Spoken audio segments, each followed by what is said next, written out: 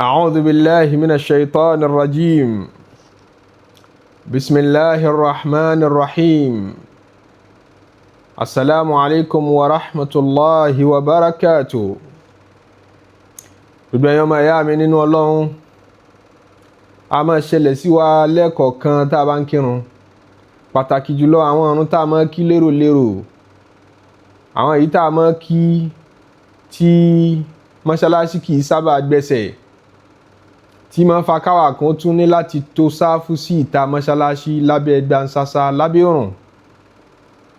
àbí nígbà míì gan mọ́ṣáláṣí tá a ti kírun àti ìrówó kọ́fà rẹ̀, kò sí nǹkan kan tó bò ó lókè. Ọjọ́rú mọ́ṣáláṣí tá Nábì sallallahu alaihi wasallam náà máa ti kírun fáwọn sàhábà rẹ̀, ewé ni wọ́n fi bò ó lókè. tójò bá wá rọ̀ tó ká wa mọ́bi tá a ti ń kírun, yálà ìrun jímọ̀ là ń kí àbí ìrun Ìdí àbí ìrun wákàtí márùn-ún mi náà, táwa kan sì ń bẹ lábẹ́ òjò, ọwọ́ ọjà òjò tó wá bẹ̀rẹ̀ lágbára débi pé ká tó pa sálámọ̀ ilẹ̀ ńlẹ̀ ti kún fọ́fọ́ pẹ̀lú ẹrọ̀fọ̀ pẹ̀lú omi àgbàrá. àwa sì láwà ní orí ìdúró yìí, bó la ṣe sùjúdù sí, ṣáfimú kan omi àgbàrá wọn a máa fà á símú náà ni, a fi gbangba wájú orí kanlẹ̀ bẹ́ẹ̀ náà ni wọ́n sì ní gbangba wájú orí wọ́n gbọ́dọ̀ mọ́ kanlẹ̀, bó la ṣe sí. Abu Sa'id al-Khudri ó gbà hadithi wá fún wa látọ̀dọ̀ Ànábì sallallahu alaihi wasallam, tí Imam Malik fi hadithi náà sínú Muwatta. ó ní ìṣojú ohun méjèèjì báyìí ló ṣe tí òjíṣẹ́ ńlá Ànábì sallallahu alaihi wasallam fa absarat aynaya rasulallahi insarafa wa ala jabhatihi wa anfihi atharul ma'i wat-tin. Ànábì kírun fáwọn ìjọ kan bẹ́ẹ̀ sallallahu alaihi wasallam ní mọ́ṣáláṣí tí kírun fún wọn, ta ní òun náà ní òrùlé kan tí ó nípọn, ewé wọn fi bò ó lórí, tójò bá dé tán bá ń kírun lọ́wọ́ yóò pa wọ́n mọ́ bẹ́ẹ̀, bóòrùn bá dé yóò pa wọ́n mọ́ bẹ́ẹ̀. ọ̀hà ni òjò náà wá lágbára, ó ṣí gàgá tí ń bẹ lérí wọn jọ náà. onígbà tá Ànábì ó fi sálámọ̀ ọ̀run, òun rí àpẹẹrẹ ẹràfọ̀ àtomi rẹ̀ ní gbangba wájú orí Ànábì sallallahu alaihi wasallam àti bí imú rẹ̀, èyí tí ń túmọ̀ sí pé tòun tẹ́rọ fọ́ọ̀lẹ̀ àti tútùtù bẹ̀ l'Ànábì forí kanlẹ̀ bẹ́ẹ̀. àdìsí ilé àwọn àfọ́ mímọ́ wa ń gbé yẹ̀wò pé ẹjẹ́ àgbé yẹ̀wò dáadáa, kọ́mọ̀ jẹ́ sí pé ẹrọ̀fọ̀ ọjọ́ náà àtomi tí ń bẹ ńlẹ̀ ńjọ́ náà kò tí ì tó nǹkan ló jẹ́ ká Ànábì ò forí balẹ̀ bẹ́ẹ̀, torí pé tí ẹrọ̀fọ̀ bá pọ̀ tómi rẹ̀ náà bá pọ̀, fún àwọn èèyàn láti forí kanlẹ̀ bẹ́ẹ̀ yóò múnira dání. pàtàkì jùlọ tá a tún ní kì í ṣe gbangba wájú orí nìkan la fẹ́ kán máa fi kanlẹ̀, kán tún máa fi mú náà kanlẹ̀, wọn ò fi omi ìdọ̀tí símú, omi ó lè rọpa ẹlòmíì nímú nígbà tí omi ilẹ̀ ńlẹ̀ bá pọ̀, omi àgbàrá, bó ní kí wọ́n ṣe sí. wọ́n ní a rí àdísì látọ̀dọ̀ Ànábì sallallahu alaihi wasallam, fẹ́ni tá Ànábì sallallahu alaihi wasallam bá wà lórí ìrìn àjò, ó wà lórí ìrìn àjò kan bẹ́ẹ̀ rí. كان النبي صلى الله عليه وسلم في سفر فأصابتنا السماء، wọ́n lójò wá rọ̀ ńjọ́ náà sánmà dami,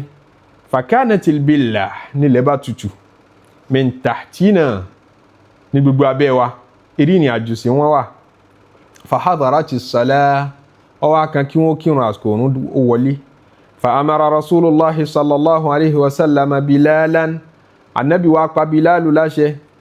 فأذن ló bá pèrún, èyí túmọ̀ sí pèrún ọ̀ranyàn ni ìrun tí wọ́n fẹ́ kí kìí ṣe náfìlà. wa aqama, ó sì ṣe qama.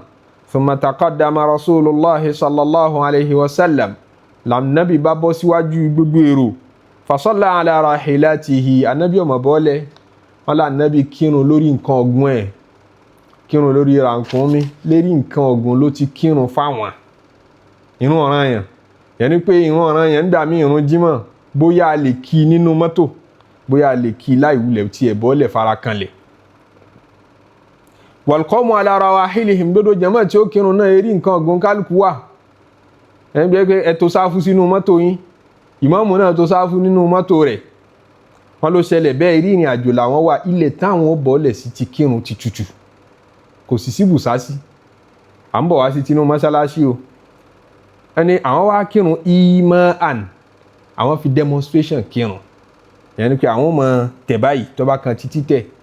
sùjúdù ó lọlẹ̀ jù bẹ́ẹ̀ lọ yaj'alu sùjúdà akhfada mina ruku'i tó bá kan sùjúdù ìlọlẹ̀ yẹn àti kákò lérí nǹkan ọ̀gùn náà yóò tẹríba ju ti rùkú lọ. àmọ́ hadithi náà wọ́n gbé yẹ̀wò pé sọ́lá láàfíà ṣé ọ̀lá láàfíà ọláròyé nú èyí tí ó fìdí ẹ̀ múlẹ̀ ń pa ànábì forí kan ẹrọ̀fọ̀ ọlá láàfíà jùlọ. àmọ́ tóun ti bẹ́ẹ̀ a rí nínú àwọn sàhábà ànábì tí wọ́n pọ̀ àtàwọn tábìín náà tó pọ̀wọ́ tẹ̀lé wọn tí ń jọmọ kí wọn tí wọ́n pọ̀ àtàwọn tó tútẹ̀ láwọn náà tí wọ́n pọ̀ tí wọ́n dúró lórí pé gbogbo ìgbà tí òjò bá ti rọ̀ tí ilẹ̀ bá ti tutù ìgbàláyé wà fún wa láti mọ́ wulẹ̀ forí kanlẹ̀ mọ́ lọ fẹ́ ṣe sùjúdù ti pa mọ́ dọ̀tí aṣọ. Anasu ọmọ Malik wọ́n lọ sọ bẹ́ẹ̀. Jabiru ibn Zayd tábìín pàtàkì ọmọ kí wọ́n sàábì pàtàkì ni ó sọ bẹ́ẹ̀ tó gbé lu Basra. bẹ́ẹ̀ ni al-Imam Malik fatuwa tiẹ̀ náà lọ lágbẹ́rin o bó fẹ́ wẹ́ẹ́ kóun náà lọ gba hadithi yìí wá nínú Muwatta rẹ̀. Imam Ahmad ọmọ Hanbal bẹ́ẹ̀ Tawus ibn Kaysan tábìín lòun náà bẹ́ẹ̀ Umara ibn Gaziya bẹ́ẹ̀ tábìín lòun náà tí gbogbo wọn dúró lórí pé àtàwọn míì nínú àwọn àfà wípé nígbà tójò bá rọ̀ bóyá káwa mọ́jímọ̀ à ń kí lọ́wọ́ lójò bẹ̀rẹ̀ à ń kí ẹ̀yìn dì lọ́wọ́ lójò bẹ̀rẹ̀ ṣe mọ̀ pé ká ní òjò ti rọ̀ ṣáájú ká tó kí a mú ilẹ̀ tó tutù a wá ààyè tí kò sí àgbàrá a máa ń kí lọ́wọ́ lọ́bẹ̀rẹ̀ tabala fẹ́ forí kanlẹ̀ ọwọ́ jẹ́ òjò yìí lágbára lẹ́nu wọn tó bẹ̀rẹ̀ tí ò ti jù ìṣẹ́jú kan lọ ìṣẹ́jú méjì ilẹ̀ ńlẹ̀ ti ń wọ́ àgbàrá tí n bá ní fi mú kanlẹ̀ ìyín fa omi àgbàrá sí mú yọ sàpá mi lórí aṣọ tí mo wọ̀ náà gbogbo ọ̀ dọ̀tí wọ́n ní in tó ṣe náà ní pé nígbà táyé rùkú gbà ọ́ láti rùkú ó rùkú tó bá kan sùjúdù ọ́ wà lọlẹ̀ àfi bí ìgbà pé ó fẹ́ forí kan omi ó sún mọ́lẹ̀ pẹ́kípẹ́kí débi agbára bá káàdé. afáwọn àgbà Ibn Abdul Barr ó ní amma idha kana at-tinu wal-ma'u mimma yumkinu sujudu alayhi tó bá jẹ́ sí pé àgbàrá àti ẹrọ̀fọ̀ yẹn ẹ̀yìn tó ṣe forí kan ní bóyá kò tó nǹkan irú ìtọ́wánú hadithi ànábì bóyá ń pé wọ́n lá ànábì forí kan ẹrọ̀fọ̀ ní ó ṣeéṣe kọ́ ẹ́ sí pé omi òjò ń kán lọ́wọ́ tílẹ̀ wá tutù níwọ̀nba eléyẹn ṣe manage walaysa fihi kabiru talwithin kò ní dọ̀tí ara kò ní dọ̀tí aṣọ lọ tó nǹkan wa fasadin li thiyab kò ní bá aṣọ jẹ́ wàjáza tẹmkínú jabhati wal anfi min al-ard ó rọrùn láti forí kanlẹ̀ ó rọrùn láti fi mú kanlẹ̀ fahadha mawdi'un la tajuzu fihi as-salatu ala rahila ẹnìkan ò gbọdọ̀ kírun lérí nǹkan ọ̀gùn tó bá jẹ́ bí situation ṣe rí ní o yẹn ni pé ẹ má wulẹ̀ dá alábàá pé ẹ ní forí kanlẹ̀ wala ala al-aqdami bil ima ìkẹ́nìkan má kírun lóòrò tí ó máa lóun fi demonstration ṣe sùjúdù ó lọlẹ̀ bẹ́ẹ̀ ni torí pẹ́rọ̀fọ̀ tí ń bẹ́ ń lé òtó nǹkankan lẹ́yìn Allah qad iftarada ruku'a torí pé àgbẹ̀dọ̀ gbàgbé pé olúwa ṣe rùkú ó ṣe lọ́ranyàn wọ́n sujúd àti forí kanlẹ̀ ala kulli man qadara ala dhalika kayfa ma qadar lérí gbogbo ẹni tó bá lágbára àti ṣe bó bá ṣe lágbára àti ṣe sí ṣe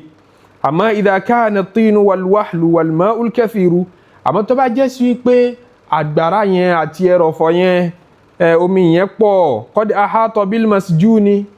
bóyá ẹlẹ́wọ̀n tán dè mọ́bì kan omi àgbàrá ká mọ́bẹ̀ omi sàn wá bí tó wà àbúyí wọ́n ti ya omi táàpù níbì kan ló sàn wá kò sì síbòmíì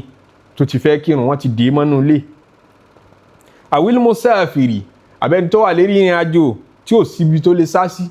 bí ó bá kírun gbogbo lẹ́ńlẹ̀ tí wọ́n gbé káàkiri náà ni òjò ti kárí. alladhi la yarjul infikaka minhu kò síbi tó fẹ́ sá sí wala al-khuruja anhu qabla khurujil waqti tó bá lóhun ẹjẹ́ àrìn síwájú bóyá àríbi tó jòdè àsìkò wọn jáde wọn ní rí kí lásìkò wàkánà máa àmàìnàn tómi ìyẹn dẹ́pọ̀ gádìkan tí ń dà wìrìwìrì wọ̀tínan qabihan wahila àti ẹrọ̀fọ̀ tí kò ṣeé fara kan yọ bara jẹ́ fajaizun nígbà náà lọ́wọ́ àtọ́ liman kana fi hadhihi al-hal fẹ́ni tí situation rẹ̀ bá rí bá ti jíwèé yìí an yusalliya bil ima'i kó kírun pẹ̀lú demonstration yẹn pé yóò dúró lóòró tí rùkú bá rọrùn tágbàrá yẹn ò mú wọn dékún kó ṣe rùkú tí sùjúdù ò bá rọrùn kankan ọ̀rá lọlẹ̀ kí ìlọlẹ̀ yẹn ó ju ti rùkú lọ níwọ̀nba.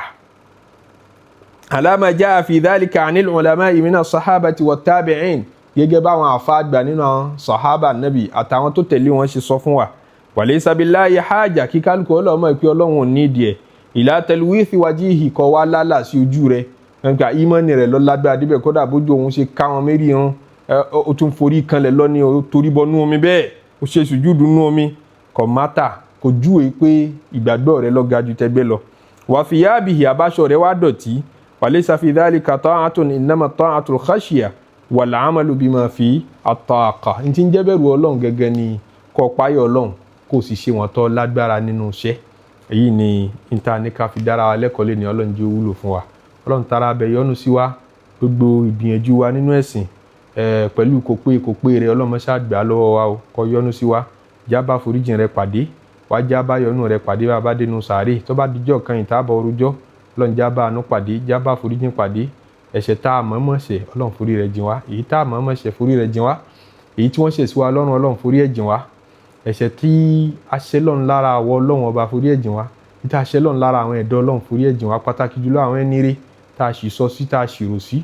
ọlọ́mọṣà foríjìn wá o ọlọ́mọṣà yááfì wá já kí ọ̀pọ̀ jìmọ̀ láyé subhana rabbika rabbil izzati amma yasifun wa salamun ala al-mursalin walhamdulillahi rabbil alamin.